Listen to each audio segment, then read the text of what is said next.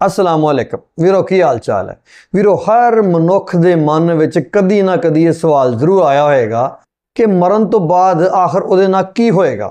ते संत सिंह मस्कीन हुणी अज दस रहे हैं एक सच्चा वाकया। एक इहो जिहा मनुख जिहड़ा मर गया सी, 8-10 घंटे बाद दोबारा वो जिंदा हो गया। वो पूरी उदास्तान उसने अपनी संत सिंह मस्कीन नूं दसी कि उहदे नाल की कुछ वापरी सी। अज दी कथा दे अंदर असी इस दे बारे जाणांगे। सो चल के वीडियो देने ते इस दे बारे जानने हैं। बहुत सारिया घटनावां घटनियां ने और होर मुल्कां दे च भी 8-9 साल दे बच्चियां ने ते बच्चियां ने अपने पिछले जन्म की सिमरती दसी है। और हैरानगी है, डॉक्टर सतवंत कौर बेंगलोर उन्होंने इस दे उत्ते बहुत वड्डी किताब लिखी है। बड़ी महंगी किताब, उसकी कीमत मैं 2200 लिखी देखी, 2200 रुपया मैनू उन्होंने भेंट की थी गुरुद्वारे। एक संस्था बनी हुई है, जिहड़े बंदे मर जाते हैं पर 5-7 घंटिया बाद फिर खड़े हो जाते हैं, कुछ दसन लग पैंदे ने पिछोकड़ जो उन्हां नाल होया। डॉक्टरों ने सर्टिफिकेट दे दिता, मर गए, खत्म, लेकिन फिर जी उठे। इस तरह की घटना एक हल्द्वानी च भी मैं देखी सी। बाबा बिशन सिंह ड्राइवर सन, कामकार छड़ बैठे सन, गुजर गए। लेकिन शाम को ज्यों अर्थी कढ़न लगे तो हिल पे। थानू उतों की घटना मैं दसदा, इस तरह की बथेरिया घटना घटिया ने। जद हिले है तो नाल दे सारे दंग रह गए। इतने अर्थी चुकन लगे तो हिलन लग पे, दम भी चलन लग पे। खोलिया कफन, जिंदा, अखां खुल गई, बैठ गए। जिंदगी उन्हों की बदल गई, बिल्कुल फकीर बन गए। 24 घंटिया 8-8, 9-9 घंटे गुरुद्वारे ही बैठे रहते। मैनू कह लगे, मस्किन जी बड़ा कुछ देख लिया मैं, थोड़े जिहा 5-7 घंटे मैनू वापस किया गया। काठ गोदाम उतों 4 मील की दूरी ते एक दूजा ही इसे ही नाम का, उसकी डेथ हो गई, वो मर गए अचनचेत खड़े खड़े। मैं कहा प्रकृति च इस तरह भी हो जाता है, ऐसा भी हो जाता है। ऐसे मनुखा ने जो कुछ दसिया है, उस किताब दे सब कुछ यही लिखे हुए।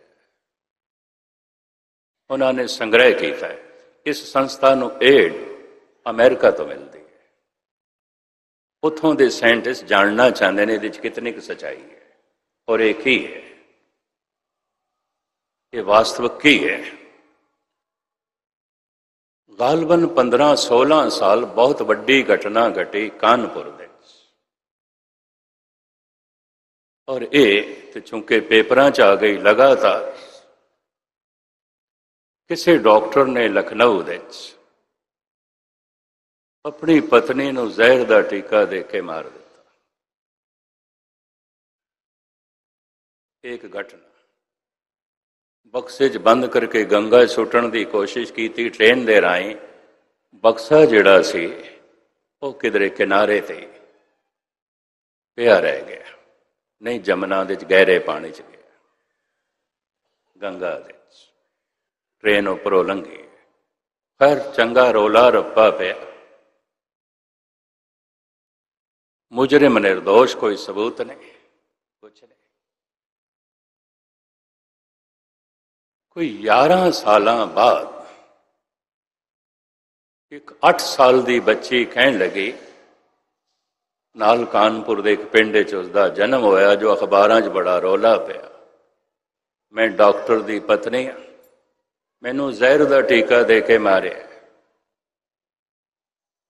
उत्थे मेरिया इन्नियां साड़ियां पईयां ने, इतना गहना पिया। ये जिहड़े वड्डे वड्डे अखबार फ्रंट पेज के उत्ते खबर, उस पिंड दे च बड़ा रश। जिहड़ियां उसने सारियां कहानियां ते सारियां चीज़ां दसियां, बिल्कुल सही, बिल्कुल सही। इस दे उत्ते कुछ फिर साइंटिस्ट अगे आए ने, सिमरती पिछले जन्म तक भी चली गई। याद पिछले जन्म तक भी चली गई, पर कम से कम वो 6 महीने दसदी रही, उस तो बाद भुल गए। कानून दे च ऐसी कोई जद नहीं कि अगले जन्म दे च कोई किसी नूं मुजरिम होने का इल्जाम लावे तो उसनूं सजा दी जाए, इस तरह का कोई विधान नहीं, कानून नहीं। कम से कम 105 बच्चे ते बच्चियां जिन्हों ने अपना पिछोकड़ दसिया है, उस किताब दे च उन्हां दा नाम ते एड्रैस। दूरदर्शन ते कोई 1 साल अनहोनी नाम का एक सीरियल चलता रहा, अनहोनी, उहदे च दिखाते रहे। उस किताब में जो कुछ लिखा होया है उहदे आधार ते सब कुछ दिखाते रहे। फिर मर के 8-10 घंटिया बाद जो जी उठे फिर दसदे ने की कुछ होया। उन्हां दे नाम ने ते एड्रैस ने उस किताब दे। खुशकिस्मती है इसकी लेखका एक सिख बच्ची है, डॉक्टर सतवंत कौर, बेंगलोर। उन्हें मैनू ये किताब संगत दे भेंट की थी।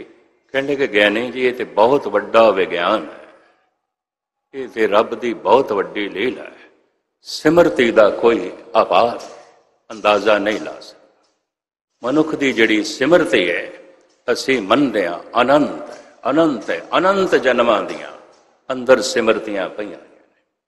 हुण जिहड़ी गल मैं कहण लगा उन्होंने ध्यान नाल सुनना।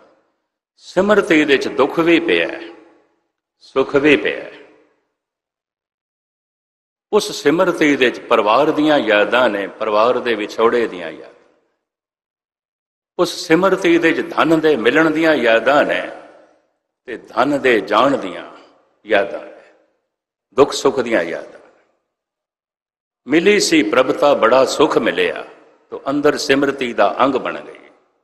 चली गई प्रभता ते बड़ा दुख मिलिया, सिमरती दा हिस्सा बन गई। ये सारियां यादां हैं, पर उन्होंने मैनू दसिया इस सिमरती दे परमात्मा की कोई याद नहीं। ये जो सिमरतियां लभियां ने, सिमरती दे गहरे तो गहरे तल दे च भी चले जाइए, दुखां दी याद है, सुखां दी याद है, परमात्मा दी याद कोई। दान ते बड़ा करदा है, जप नहीं करता, इस दान दे चों अभिमान पैदा होवेगा, हंकार की बदबू आवेगी, निरंकार की सुगंधी नहीं। सेवा ते बड़ी करता है, जप नहीं करता, इहदी सेवा दे च भी कठोरता होवेगी, दया नहीं। पाठ से बड़ा करता है पर मन नूं नहीं जोड़ता, अज्ञानता बनी रहेगी, बनी रहेगी। जैसे भोजन की थाली सारा दिन मेरे हाथ च होवे, मेरी भुख ते नहीं मिटेगी, भुख ते मिटेगी खाण नाल। सारा दिन जबान नाल मैं बाणी पढ़ रहा, इस विच मेरा मन नहीं जुड़िया तो क्षमा करनी कुछ भी नहीं होगा, कुछ भी नहीं होगा। इस वास्ते ये बुनियादी नुकता मैं थोड़े सामने रखा, फिर बाद विच होर विचारा। जप किवें करिए, अगर कोई विधि विधान पूछे तो 2 नुकते पहले मैं ये भी थोड़े सामने रख दें। पहला नुकता तो कोई विधि विधान नहीं है, नहीं है। फिर मैं अर्ज करा जो थोड़े सामने विचार रखांगा, तस्दीक गुरबाणी करेगी। पंक्ति थानू सुनावा। तज भरम करम बिद निखेद, राम नाम ले ही बिद निखेद। कोई विधि नहीं, विधि निषेध, कोई ढंग नहीं है, कोई तरीका नहीं है। ये भगत कबीर जी की पंक्ति है। कबीर कहते ने मेरे को ढंग ना पूछो, क्योंकि ढंग है ही नहीं, है ही नहीं। तुसी आखोगे कबीर जैसा संत भगत सतगुरु ने अपने सीने च थां दिती है, ਭਗਤਾਂ ਦੇ ਚੋਂ ਪਹਿਲੇ ਰੱਖਿਆ। ਕਹਿੰਦਾ ਕੋਈ ਢੰਗ ਨਹੀਂ, ਵਿਧੀ ਨਿਸ਼ੇਧ, ਕੋਈ ਵਿਧੀ ਨਹੀਂ, ਮੇਰੇ ਕੋਲ ਕੋਈ ਵਿਧੀ ਨਾ ਪੁੱਛੋ।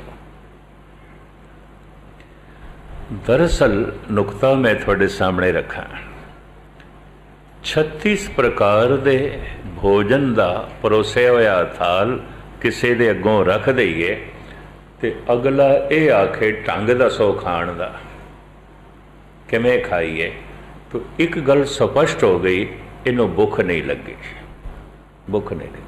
कदी भुखा ढंग पुछदा है, कदी भुखा तौर तरीका पुछदा है। ठंडा पानी का गिलास, कोल्ड ड्रिंक, शरबत किसी दे अगों रख दईए ते अगला आखे पीण का जरा ढंग भी दस दो, तो गल साफ हो गई, प्यास नहीं लगी। प्यासा कदी ढंग पुछदा है, प्यास लगती है तो पशु पानी पीण लग पैंदे, भुख लगती है तो वह भी खाण लग पैंदे। जो ढंग पिया पुछदा है, कबीर कहते हैं अजे नाम की भुख नहीं पैदा हुई, अजे परमात्मा की प्यास नहीं पैदा हुई। कबीर ये कह रहे हैं, वरना प्यासा कदी ढंग पुछदा है, पानी का गिलास सामने पिया होवे किवें पीए, कदी भुखा ढंग पुछदा है मैं किवें खावां। ये ढंग पुछण वाले इन्हां च प्यास नहीं है, भुख नहीं है, और ढंग दसण वाले क्षमा करने उन्होंने कुछ भी ढंग का पता नहीं है। कबीर तो भी अपने आप को सियाणा कही जाते हैं। तज भरम करम बिदने खेद, राम नाम ले ही गुर प्रसाद जन कबीर राम कर स्नेह। हुण मैं फिर अर्ज करा, फिर भी एक ढंग है। तुसी आखोगे आपे मैं खंडन करदा पिया कबीर दी बोलां नूं लैके, पर हुण मंडन करदा ये भी गुरु ग्रंथ साहिब दी बाणी नूं लैके। ध्यान नाल सुनना, कोई ढंग नहीं है। अगर कोई सामने परोसिया होया थाल पिया ते ढंग पुछदा है खाण दा, इनू भुख नहीं है। ढंग पुछदा है पीण दा, इनू प्यास नहीं है। कोई ढंग नहीं है, प्यास होनी चाहिए, कोई ढंग नहीं है, भुख होनी चाहिए। नाम जपण दा जो ढंग पुछदा है, अजे नाम जपण दी तड़प नहीं है, अजे खिच नहीं है, अजे प्यास नहीं है, अजे भुख नहीं पैदा लगी। साचे नाम की लागे भूख, अजे कोई नहीं, अजे नहीं है। ताई जगह जगह ते ढंग पिया पुछदा। मैं फिर अर्ज करा, फिर भी एक ढंग है कि भोजन की बुरकी मूँह च पानी पैंदी, अखां च नहीं पानी पैंदी, कन्नां दे च नहीं। फिर भी एक ढंग है। एवें भोजन की बुरकी चुक के मैं काने च पावां, इहदे राही मेरे मैदे च प्रवेश नहीं करेगी, इहदे नाल मेरी भुख नहीं मिटेगी। मैं अखां च पा लवां, उहदे च नमक मिर्च होवेगा, अखां दे च पानी आ जाएगा, अखां ते खराब होणगी। मैं नक दे च पावां ते निछाणगियां, ये द्वार नहीं है। फिर भी एक ढंग है कि भोजन की बुरकी मूँह च पानी पेगी, मूँह दे राही अंदर जाएगा। कोई ढंग नहीं है प्रभु दे नाम जपण दा। फिर भी एक ढंग है। की ढंग है? धन गुरु नानक देव जी महाराज सोही राग दे दसदे ने, रसना नाम जपो तब मथिए, इन विद अमृत पाओ। जबान नाल जपना है और की है? कोई अखां नाल थोड़ी जपना है, नक नाल थोड़ी जपना है, कन्ना नाल थोड़ी जपना है। ते सारे इंद्रे दिते ने प्रभु ने, जपना ते जबान नाल। रसना नाम जपो तब मथिए, इन विद अमृत पाओ। इस विधि नाल अमृत की प्राप्ति हो जाएगी। हुण मैं अर्ज करा, जबान नाल जपना इंज है ਜਿਵੇਂ ਹੱਥਾਂ ਨਾਲ ਰੋਟੀ ਪਕਾਣਾ, ਪਰ ਰੋਟੀ ਪਕਾਣਾ ਰੋਟੀ ਖਾਣਾ ਨਹੀਂ ਹੈ। ਪਕਾਉਣ ਨਾਲ ਭੁੱਖ ਨਹੀਂ ਮਿਟੇਗੀ। ਇਹ ਦੂਜਾ ਨੁਕਤਾ ਮੈਂ ਤੁਹਾਡੇ ਸਾਹਮਣੇ ਰੱਖ ਰਿਹਾ। ਰੋਟੀ ਕਮਾਉਣ ਨਾਲ ਵੀ ਭੁੱਖ ਨਹੀਂ ਮਿਟੇਗੀ, ਰੋਟੀ ਪਕਾਉਣ ਨਾਲ ਵੀ ਭੁੱਖ ਨਹੀਂ ਮਿਟੇਗੀ। ਸਾਰਾ ਦਿਨ ਰਸੋਈ ਦੇ ਚ ਰਿਹਾ ਤੇ ਭੋਜਨ ਬਣਾਉਂਦਾ ਰਿਹਾ, ਭੁੱਖ ਨਹੀਂ ਮਿਟੇਗੀ, ਨਹੀਂ ਮਿਟੇਗੀ। ਸਾਰਾ ਦਿਨ ਬਾਣੀ ਪੜ੍ਹਦਾ ਰਿਹਾ, ਭੋਜਨ ਬਣਾਉਣਾ ਹੈ। ਵਾਹਿਗੁਰੂ ਵਾਹਿਗੁਰੂ ਜ਼ਬਾਨ ਜਪਦੀ ਰਹੀਏ, ਭੋਜਨ ਬਣਦਾ ਹੈ। ਹੁਣ ਇਹਨੂੰ ਖਾਣਾ ਵੀ ਤੇ ਹੈ ਨਾ। ਜੇ ਕੋ ਖਾਵੇ ਜੇ ਕੋ ਭੁਨਛੇ ਤਿਸਕਾ ਹੋਏ ਉਧਾਰੋ। ਉਹਨੂੰ ਖਾਣ ਦਾ ਢੰਗ ਕੀ ਹੈ? ਜਿਵੇਂ ਭੋਜਨ ਦੀ ਬੁਰਖੀ ਦਾ ਢੰਗ ਹੈ, ਮੂੰਹ 'ਚ ਪਾਣੀ ਪੈ ਗਿਆ, ਤਿਵੇਂ ਨਾਮ ਜਪਣ ਦਾ ਢੰਗ ਹੈ। ਜ਼ਬਾਨ ਨੇ ਤੇ ਭਜਨ ਕਰਨਾ ਹੈ, ਬਣਾਉਣਾ ਹੈ, ਜਪ ਨੂੰ ਰੱਖ ਦੇਣਾ ਹੈ। ਕੰਨਾਂ ਦੇ ਰਾਹੀਂ ਉਹ ਸ਼ਬਦ ਨੇ ਅੰਦਰ ਪ੍ਰਵੇਸ਼ ਕਰਨਾ ਹੈ, ਅੱਖਾਂ ਦੇ ਰਾਹੀਂ ਨਹੀਂ, ਮੂੰਹ ਦੇ ਰਾਹੀਂ ਵੀ ਨਹੀਂ, ਨੱਕ ਦੇ ਰਾਹੀਂ ਵੀ ਨਹੀਂ। ਇਹ ਢੰਗ ਹੈ। ਗਾਵੀਏ, ਸੁਣੀਏ, ਮਨ ਰੱਖੀਏ। ਕਹਿੰਦੇ ਨੇ ਰੋਟੀ ਕਮਾਣਾ ਔਖਾ ਹੈ, ਪਕਾਣਾ ਔਖਾ ਹੈ, ਖਾਣਾ ਤੇ ਬੜਾ ਸੌਖਾ ਹੈ, ਸਾਰੇ ਖਾ ਸਕਦੇ ਨੇ ਆਰਾਮ ਨਾਲ। ਕਮਾਣਾ ਔਖਾ ਹੈ, ਪਕਾਣਾ ਔਖਾ ਹੈ। ਦੂਜੀ ਮੈਂ ਅਰਜ਼ ਕਰਾਂ, ਭਜਨ ਇਹ ਆਤਮਾ ਦੀ ਖੁਰਾਕ ਹੈ, ਮਨ ਦੀ ਖੁਰਾਕ ਹੈ, ਇਹ ਵੀ ਭੋਜਨ ਹੈ, ਅਧਿਆਤਮਿਕ ਭੋਜਨ ਹੈ। ਇਹ ਕਮਾਣਾ ਤੇ ਬੜਾ ਸੌਖਾ ਹੈ, ਪਕਾਣਾ ਤੇ ਬੜਾ ਸੌਖਾ ਹੈ, ਖਾਣਾ ਬੜਾ ਔਖਾ ਹੈ। ਜੇ ਕੋ ਖਾਵੇ, ਇਸ ਵਾਸਤੇ ਸਤਿਗੁਰੂ ਕਹਿੰਦੇ ਨੇ ਕੋਈ ਖਾਵੇ ਤੇ ਸਹੀ, ਖਾਂਦੇ ਨਹੀਂ ਕੋਈ, ਭੁੱਖੇ ਦੇ ਭੁੱਖੇ ਰਹਿ ਜਾਂਦੇ ਨੇ। ਵਾਹਿਗੁਰੂ ਵਾਹਿਗੁਰੂ ਮੈਂ ਘੰਟਾ ਜਪਿਆ, ਮੇਰੇ ਮਨ ਨੇ ਇੱਕ ਮਿੰਟ ਵੀ ਨਹੀਂ ਸੁਣਿਆ, ਭੁੱਖੇ ਦਾ ਭੁੱਖਾ ਰਹਿ ਜਾਵਾਂਗਾ, ਕੁਛ ਵੀ ਨਹੀਂ। ਪਕਾਉਣ ਨਾਲ ਤੇ ਭੁੱਖ ਨਹੀਂ ਮਿਟਦੀ। ਸਾਰਾ ਦਿਨ ਰਾਮ ਰਾਮ ਰਟਦਾ ਰਿਹਾ, ਯਕੀਨ ਜਾਣੋ ਸੋਗ ਸੰਤਾਪ ਦੇ ਚ ਰਹੇਗਾ, ਕੋਈ ਆਨੰਦ ਨਹੀਂ, ਕੋਈ ਖੇੜਾ ਨਹੀਂ। ਇਹਨੇ ਭੋਜਨ ਬਣਾਇਆ ਹੈ, ਥੱਕ ਜਾਏਗਾ, ਰਾਮ ਰਾਮ ਜਪਦਿਆਂ ਥੱਕ ਜਾਏਗਾ, ਵਾਹਿਗੁਰੂ ਵਾਹਿਗੁਰੂ ਕਰਦਿਆਂ ਥੱਕ ਜਾਏਗਾ।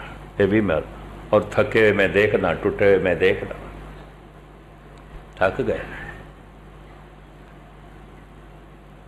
ਇਤੇ ਥਕੇਵਾਂ ਲੈ ਜਾਣਾ ਚਾਹੀਦਾ ਸੀ, ਲੈ ਸਕਦਾ ਸੀ। ਜੇ ਭੋਜਨ ਛਕ ਲੈਂਦਾ ਤੇ ਤਾਜ਼ਗੀ ਆ ਜਾਣੀ ਸੀ, ਭੁੱਖ ਮਿਟ ਜਾਣੀ ਸੀ, ਥਕੇਵਾਂ ਲੈ ਜਾਣਾ ਸੀ, ਪਕਾਉਣ ਦਾ ਵੀ ਥਕੇਵਾਂ ਲੈ ਜਾਣਾ ਸੀ। ਜੇ ਕਿਧਰੇ ਇਹ ਛਕ ਲੈਂਦਾ, ਸ਼ਬਦ ਦਾ ਛਕਣਾ ਕੀ ਹੈ? ਜੇ ਕੋ ਖਾਵੇ ਜੇ ਕੋ ਪਹੁੰਚੇ।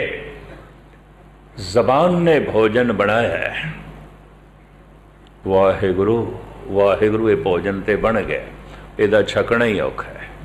ਮਨ ਸੁਣੇ ਤੇ ਮਨ ਤਾਂ ਹੀ ਸੁਣੇਗਾ ਜੇ ਮਨ ਚੁੱਪ ਕਰੇ। ਜਿਹੜਾ ਪਹਿਲੇ ਹੀ ਬੋਲਦਾ ਪਿਆ ਤੇ ਸੁਣੇਗਾ ਕੀ? ਉੱਚੀ ਉੱਚੀ ਬੋਲਣ ਵਾਲਾ ਕਿਸੇ ਦੀ ਗੱਲ ਸੁਣ ਨਹੀਂ ਸਕਦਾ, ਕਿਸੇ ਦੀ ਗੱਲ ਸੁਣਨ ਵਾਸਤੇ ਚੁੱਪ ਕਰਨਾ ਪੈਂਦਾ। ਆਮ ਤੁਸੀਂ ਸਾਰੇ ਸਿਆਣੇ ਬੈਠੇ,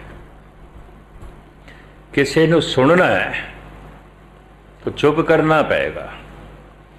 ਮਨ ਨੇ ਸੁਣਨਾ ਹੈ तो मन ਨੂੰ ਖਾਮੋਸ਼ ਹੋਣਾ ਪਏਗਾ, ਮਨ ਨੂੰ ਚੁੱਪ ਰੱਖਣਾ ਪਏਗਾ। ਮਨ ਨੂੰ ਚੁੱਪ ਰੱਖਣਾ ਹੀ ਮਨ ਦੀ ਇਕਾਗਰਤਾ ਹੈ, ਮਨ ਨੂੰ ਖਾਮੋਸ਼ ਰੱਖਣਾ ਹੀ ਮਨ ਦਾ ਪਵਿੱਤਰ ਹੋਣਾ ਹੈ। ਮਨ ਚੁੱਪ ਨਹੀਂ ਕਰਦਾ, ਉੱਕੀ ਨਹੀਂ ਕਰਦਾ। ਬੜੇ ਲੰਬੇ ਸਮੇਂ ਤੋਂ ਇਹ ਗੱਲ ਪਕੜ ਵਿੱਚ ਆਈ ਸੀ ਕਿ ਚੁੱਪ ਰਹਿਣ ਨਾਲ ਹੀ परमात्मा की प्राप्ति है। मन चुप करे। कुछ एक ने इस गल नूं समझिया ना, ते कुछ एक ने तरीका ये अपनाया, चलो पहले जबान नाल नहीं बोलते, चुप कर जाते हैं, शायद फिर मन भी चुप कर जाए। तो उन्होंने आख्या गया मौनी, अगर मौन धारण करके परमात्मा मिलता ना बोलण नाल, तो फिर परमात्मा जबान देंदा ही ना, ये तो बोलने वास्ते देती है। जो कुछ दिता है वरतण वास्ते दिता है, और वरतों ना करो यकीन जानो कमज़ोरी आ जाएगी। अखां ते कोई पट्टी बन लवे, 3-4 साल खोले ही ना, अंधा हो जाएगा। अगर 4 साल बाद उसने पट्टी एक पासे की, अंधा होगा, क्योंकि अखां दी वरतों नहीं की थी, इस्तेमाल नहीं किया। ये तो हुण साइंटिस्ट भी ऐसा कहने लग पे, कोई बोले ही ना 2-4 साल, यकीन जानो बोलण की शक्ति गवा छड़ेगा। मैं 2-4 मौनी अपने सिख जगत देखे जिन्हां नाल लकब जुड़े होया है, मौनी जी 1-2 ते गुजर गए, 1-2 है गए। 12 साल बाद मौन खोले, आवाज़ बिल्कुल मादीन हो गई, बारीक हो गई, बड़ा जोर दा बोल दें तां किधरे पल्ले पैंदा। और थोड़े जिहा बोलन लग्या भी लड़खड़ा जाते, थथरा जाते, जबान बोलन की शक्ति गवा बैठे, बोले ही नहीं। जिहड़ा मनुख अपने दिमाग तो कम लावे, सोच शक्ति तो कम ना लवे, यकीन जानो मूड दा मूड रह जाएगा। जिवें लोहा वरतन दे बनया रवे ते लंबे समय तक रहिंदा है, उंज पिया रहे तो जंगल खा जाएगा। ये भी मैं अर्ज करते हैं, शरीर दे जिस ज्ञान इंद्रिय तो कम ना लो कमजोर हो जाएगा। जेड़े मनुख थोड़ा बहुत पैदल नहीं चलते, यकीन जानो चलण की शक्ति गवा बैठते। जेड़े लोग थोड़ा बहुत हत्थां नाल कम नहीं करते, उन्हों के हाथ भी कमज़ोर हो जाता। ये तो कुदरत ने नियम बनाया है, परमात्मा ने नियम बनाया। तो कईयां ने ऐसा समझा चलो जबान नाल भी नहीं बोलते, शायद मन चुप कर जाए। गुरु नानक समझाते नहीं, चुप है, चुप ना हो गई। जबान दे चुप करन नाल मन चुप नहीं करेगा, नहीं करेगा। ओदा जबान नाल कोई मतलब ही नहीं है। चुप है, चुप ना हो वही, जे लाहे रहा लिवतार। तू एक लिवतार कई सालों तक चुप कर, ता भी मन चुप नहीं करेगा, बोलता रहेगा, बोलता रहेगा। मन का सुभाव है बोलना। इहदा बोलना किवें बंद करिए? दा बोलन वाले नूं वक्ता कहंदे ने। चरण गाहों बखों शुभ रसना दीजे प्राण अकोर। वक्ते तो पंजाबी रूप बनया वक्ता, भावें अज ते इहदे अर्थ कुछ होर बन गए ने। चरण गाहों बखों शुभ रसना, बखों दे थे अर्थ ने बोलना, बोलना। इस जबान नाल मैं शुभ बकदा, इंज कह लो। बखों शुभ रसना शब्द है गुरु अर्जन देव जी का। ਇਹਦੇ अर्थ ये नहीं जो असी करते हैं। शब्दों के अर्थ दुनिया च कुछ होर हो गए ने, पर शब्द के अपने अर्थ ने बोलना। बोलन नूं वक्तव कहते हैं, बोलन वाले नूं वक्ता कहते हैं। चरण गाह मैं उहदे चरण पकड़दा, बकों शुभ रसना जबान नाल शुभ बोलना, बकों दे अर्थ बोलना। जबान वक्ता बने, मन वक्ता ना बने, मन सरोता बने। बस इन्नी गल है। जबान नूं बड़ी आसानी नाल वक्ता बना लेंदे आ, बहुत आसानी नाल। ये भोजन बड़ी आसानी नाल कमा लेंदे आ, बना लेंदे आ। वाहिगुरु वाहिगुरु वक्ता बन गए। मन सरोता नहीं बनता ते मन नहीं खाना है। चुप करे ते शब्द अंदर प्रवेश करे, ये चुप नहीं करता।